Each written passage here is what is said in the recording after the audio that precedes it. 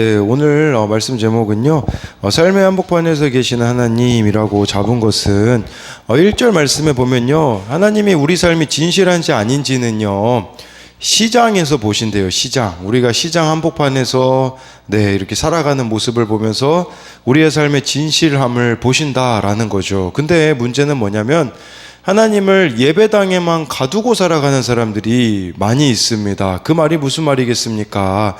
예배당에서는 신실한 듯 보이나 이 예배당을 벗어나면 또 다른 삶을 살아간다면 정말 우리가 하나님을 의식하지 않는 거라고 볼 수 있지 않겠습니까? 그래서 우리의 이 삶의 한복판에서 하나님의 살아계심을 인식하며 드러내며 사는 것이 어떤 것인지 함께 나누도록 하겠습니다.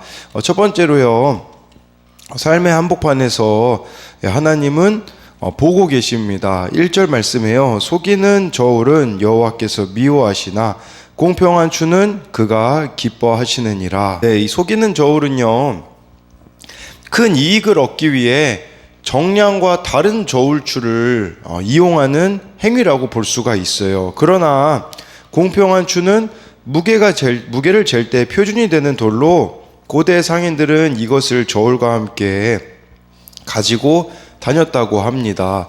근데 이거를요, 보고 계시는 분이 있대요. 바로 하나님이라는 거죠. 그래서 여기 보니까 1절에 여호와께서 속이는 저울은 미워하시나, 근데 공평한 추는 그가 기뻐하신대요. 바로 하나님이 기뻐하신다라는 거죠. 지금 이 속이는 저울, 공평한 추가 등장하는 것으로 보아서 장소는 시장임이 분명합니다. 그래서 메시지 성경에는요, 이렇게 나와 있더라고요. 하나님은 시장에서 속이는 짓을 미워하시고 공정한 거래를 좋아하신다라고 말씀해주고 있어요. 그러니까 우리에게 주어진 그 삶의 자리에서 저와 여러분들이 어떻게 살아가고 있는지를 하나님은 보고 계신다라고 말씀해주고 있어요. 이렇게 시장에서 하나님을 의식하지 않는 자는 어떤 자인지가 2절에 보면 나옵니다. 교만이 오면 욕도 오거니와 겸손한 자에게는 지혜가 있느니라. 바로 이 시장에서 하나님을 의식하지 않는 자, 이 사람은요, 교만한 자라고 말씀해주고 있어요. 이렇게 교만한 사람에게는요, 욕이 온대요. 욕이 온다는 것은 수치가 따른다는 의미도 있고요, 불명예가 온다라는 의미도 있습니다. 그렇다면 교만이 무엇이겠습니까? 교만은요, 하나님이 주신 것을 혹은 하나님을 내 삶에서 하찮게 여기는 것이 바로 교만이라는 사실이에요. 이삭의 아들인 에서가 여기에 속하잖아요. 동생 그 야곱의 팥죽 한 그릇에 장자의 명분을 그냥 팔아넘기는, 하나님이 주시는 축복이 없이도 자신의 힘과 능력으로 살아갈 수 있다고 생각한 거죠. 이처럼 교만한 자는요, 삶의 한복판에서 하나님과 무관한 삶을 살아간다라는 것이에요. 그러다 보니 우선 하나님과 관련된 것들을 하지 않습니다. 그리고 이 본문 속에서 속이는 삶을 살아갈 것을 말하잖아요. 왜 그렇겠습니까? 바로 하나님을 두려워하지 않기 때문이라는 것이죠. 2절에 교만한 자의 반대로 겸손한 자가 있다고 말씀해주고 있습니다. 이 말씀의 의미는 지혜는 겸손한 자들과 함께한다라는 것이거든요. 이 겸손한 자들이 지혜와 함께하는 삶은 어떻게 나타났느냐? 교만은 욕이 오겠지만, 이러한 삶, 이렇게 겸손과 함께하는 지혜로운 삶은 3절에 보면 나와 있습니다. 정직한 자의 성실은 자기를 인도하거니와 사악한 자의 패역은 자기를 망하게 하느니라. 바로 정직한 자의 성실로 나타납니다. 겸손한 자들이 지혜와 함께하는 삶은 정직한 자의 성실로 나타나는데, 이 정직한 자의 성실을요, 이렇게 말할 수 있어요. 일관된 진실성을 보여주는 삶이다 라고 보면 돼요. 일관된 진실성이라는 거 말이 대충 느낌 오시잖아요. 어떤 느낌이냐면 항상 일관되게 진실한 태도로 살아가는 거예요. 여러분, 우리가 가면을 얼마나 많이 쓰고 다니는지 모릅니다. 교회에서 쓰는 가면, 집에서 쓰는 가면, 각각의 장소에서 쓰는 가면들이 다르죠. 최근에 뉴스에 이제 오르락내리락 이제 하는 사건 중에 하나가 그 개를 훈련시키는 분으로 유명한 분도 방송에서는 얼마나 선합니까? 근데 함께 일하는 직원들에 대해서는 폭언을 이렇게 했다고 하더라고요. 그러니까 막 댓글에 이렇게 댓글을 다시는 분이 있더라고요. 그 개를 훈련하시는 분으로 유명한데 개에게 받은 스트레스를 사람에게 푸네요. 이렇게 댓글을 남기는 사람도 있었어요. 그런데 그분에게만 사실 우리가 뭐라고 할 수 있겠습니까? 우리도 환경에 따라 사람에 따라 얼마나 다른 모습을 보여주는지 모릅니다. 이 가면을 쓴다라는 것을 성경에 보면요, 외식하는 자라고 말씀해주고 있어요. 외식하는 자. 예수님이 정말 싫어했던 사람이 누구냐? 외식하는 자였었거든요. 삶 따로 신앙 따로인 사람이었었거든요. 그렇다면 저와 여러분들이 신앙이 성숙해 간다라는 게 무슨 말이겠습니까? 가면들을 하나씩 벗어던지기 시작하는 거예요. 그게 바로 일관된 진실성이라고 볼 수가 있는 것이죠. 그러니 가정에서의 모습과 교회에서의 모습과 어떤 사람을 대하든지 일관된 태도로 나아가는 거, 그게 바로 일관된 진실성이자 3절에 나와 있는 정직한 자의 성실이라고 볼 수가 있습니다. 어떻게 우리가 이렇게 일관된 진실성을 보일 수 있을까요? 저는 4절을 메시지 성경으로 보니까 이렇게 나오더라고요. 죽을 상황 앞에서는 두툼한 지폐다발도 아무 소용없지만 원칙을 지키고 살면 최악의 상황이라도 감당할 수 있다. 저는 키워드를 원칙으로 잡았어요. 원칙이 있는 삶이 되면 일관된 진실성을 보일 수 있겠다라는 생각이 들었는데, 이 원칙이 무슨 원칙이겠습니까? 바로 저와 여러분들이 정말 말씀의 원칙을 따른다면 일관된 진실성을 보일 수 있다라는 것이에요. 그러니까 우리의 신앙이 성숙한다라는 것은 나에게 늘 말씀의 원칙이 있는 삶을 살아가는 것이에요. 이 말씀의 원칙 어떻게 우리가 배울 수 있겠습니까? 바로 매일 말씀 앞에 서는 것이죠. 그 말씀을 나의 것으로 만드는 것이에요. 그것만이 일관된 진실성을 보여주는 삶이 된다라는 거죠.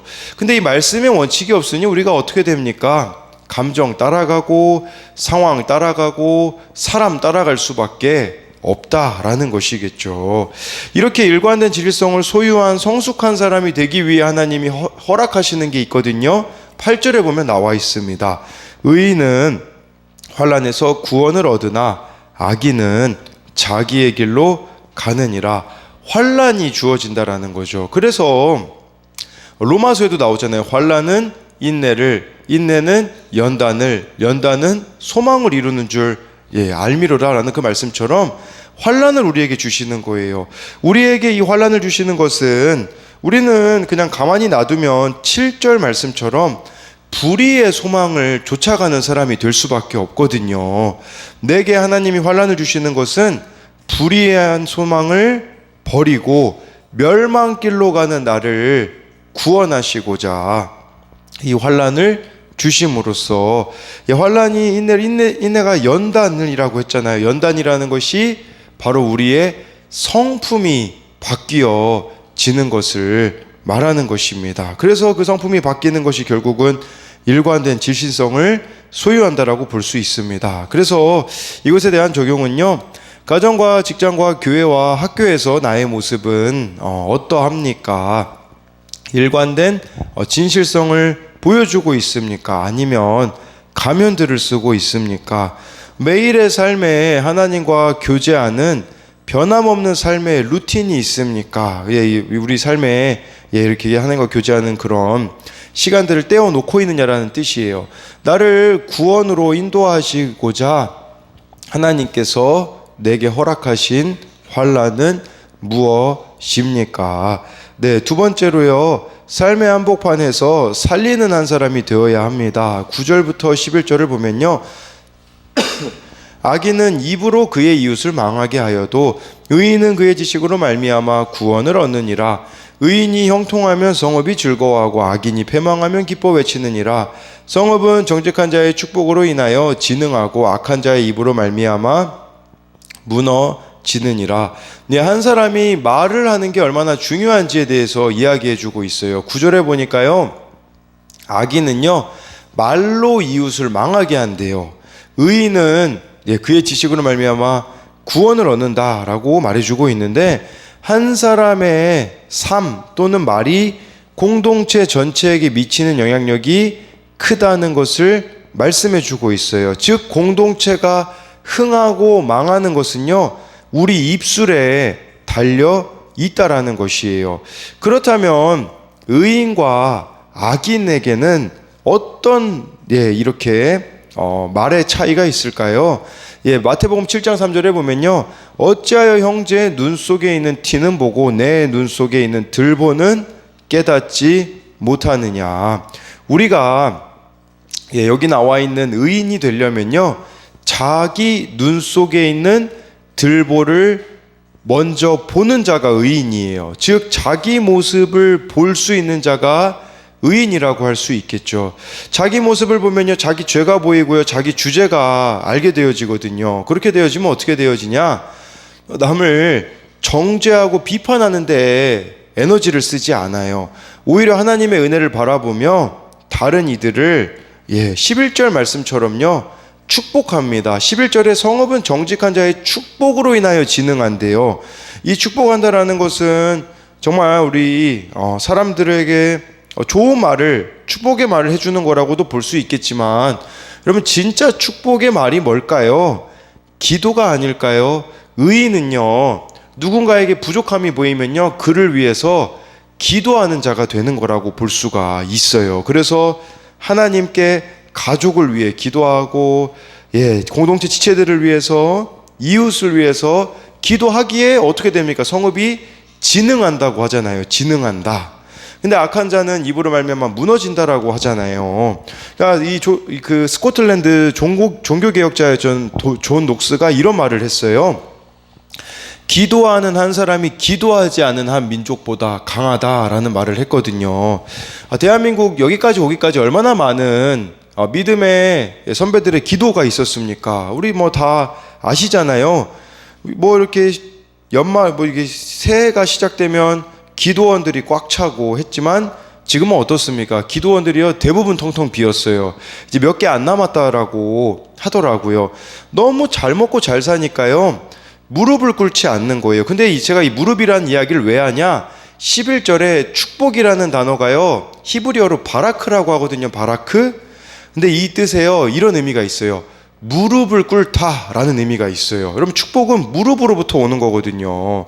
그러니까 저와 여러분들이 기도로 무릎을 꿇을 때 내 몸과 마음이 하나님 앞에 무릎을 꿇을 때, 그때가 하나님이 축복을 내리시는 때라는 거예요. 근데 이 무릎이 점점 빈약해지니, 기도의 자리가 빈약해지니 지금 우리나라에서 또 일어나고 있는 죄악을 이길 수가 없는 상태가 된 것은 우리의 기도가 그만큼 빈약하기 때문이 아니냐라는 것이죠. 12절 13절에 또 보면 계속해서 이 말에 대한 부분들이 나와 있습니다. 지혜 없는 자는 그의 이웃을 멸시하나 명철한 자는 잠잠하느니라. 두루다니며 한담하는 자는 남의 비밀을 누설하나 마음이 신실한 자는 그런 것을 숨기느니라 라고 해서요, 이 말과 공동체에 대한 부분이 계속해서 나와요. 12절에 지혜 없는 자는요 이웃을 멸시한대요. 왜 그럴까요? 아까 제가 의인과 악인의 특징은, 의인은 자기 모습이 보이는 자잖아요. 악인은 자기 모습이 안 보여요. 그렇기 때문에 자기 모습이 안 보이면 우리는 필연적으로 교만해질 수밖에 없어요. 교만하니까 이웃을 멸시하는 거죠. 근데 여기서 이 교만하다라는 것은요 소유 자체를 기뻐하지 않고 옆 사람보다 많이 가져야 기뻐하는 태도를 말하는 거예요. 상대를요 경쟁의 대상으로 봅니다. 그러니까 교만한 사람은요 성공, 지식, 미모를 자랑하는 거, 그게 아니라 자기가 주위 사람보다 더 부유하거나 더 똑똑하거나 더 잘생겼다라고 자랑하는 거예요. 그러니까 교만의 본질은 남과 비교해서 내가 최고라는 쾌감으로 상대를 멸시하고 경멸하는 마음을 갖는 거죠. 그러니까 왜 우리가 이렇게 멸시합니까? 내가 더 낫다라고 생각을 하니까 그런 사람이 이제 어떤 데까지 가게 되냐, 13절에 보면요 뒷담까지 하게 되어진다라는 거예요. 지체에 허물과 연약함이 드러났을 때 왜 뒤에서 이야기합니까? 내가 그보다 낫다라는 생각을 가지고 있기 때문이라는 것이죠. 근데 알아야 되는 게 있어요. 로마서 1장 29절에요. 지옥에 가는 죄들의 목록이 나오거든요. 그 중에 한 가지가요. 곧 모든 불의, 추악, 탐욕, 악의가 가득한 자요, 시기, 살인, 분쟁, 사기, 악독이 가득한 자요, 수군수군하는 자요. 이걸 기억하셔야 돼요. 수군수군하는 자, 뒷담화하는 것이요, 지옥에 가는 죄라고 로마서에서는 말씀해주고 있는 것이겠죠. 그런데요, 반면에 자기 모습을 보는 자들은 어떻게 되겠습니까? 12절에 보니까 명철한 자는 잠잠한데요. 그리고 마음이 신실한 자는요, 누군가의 비밀이 드러났을 때 그런 것을 숨긴다라고 말해주고 있어요. 그래서 마태복음 25장 40절에요. 임금이 대답하여 이르되 내가 진실로 너희에게 이르노니 너희가 여기 내 형제 중에 지극히 작은 자 하나에게 한 것이 곧 내게 한 것이니라 하시고 라고 해서요. 정말 의인이라면, 명철한 자라면요, 지극히 작은 자 하나에게 한 것이 예수님께 한 것임을 알고 이웃의 허물을 덮어준다라는 사실이에요. 그리고요, 어떻게 하면 구원으로 인도할 수 있을지를 고민하며, 그 사람을 위해, 그 사람의 뒷담을 하고 다니는 게 아니라 그 사람의 구원을 위해 손과 발이 가는 적용을 한다라는 것을 말해 주는 것이겠죠. 그래서 이것에 대한 적용 질문은요, 나와 내 가족을 위한 기도를 넘어 공동체 지체들과 이웃을 위해 기도하고 있습니까? 아까 제가 설명드린 그 축복이라는 단어, 그게 무릎 꿇다라는 의미에서 왔다라고 했잖아요. 그래서 저와 여러분들이 이 기도의 범위가 어디까지 이루고 있는가를 묻고 있습니다. 두 번째는요, 내 죄를 보는 지혜와 남의 구원을 바라는 사랑으로 내가 기다리고 잠잠해야 할 것은 무엇입니까? 정말 우리가 다른 사람의 이 구원을 위해서, 허물을 덮어주기 위해서 인내해야 할 일은 무엇이 있는지를 묻는 거라고 볼 수 있습니다. 제가 기도하고 마치겠습니다. 살아계신 하나님, 하나님께서는 이곳 예배당에서 하나님을 찾고 만나는 예배하는 우리의 모습도 보시지만 동시에 시장에서 모습을 보신다고 말씀하십니다.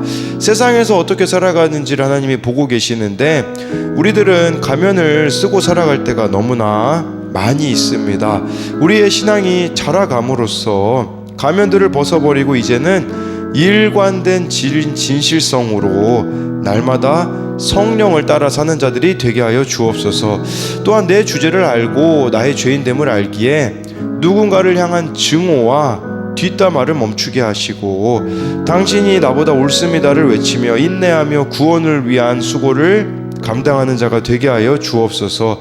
정말 기도하는 한 사람이 필요한 이 시점에 우리들이 나라를 위해서 기도하는 그 한 사람이 되어서 이 나라가 하나님을 대적하지 않고 경외하는 민족이 되게 하여 주옵소서. 살아계신 예수님 이름으로 기도드립니다. 아멘.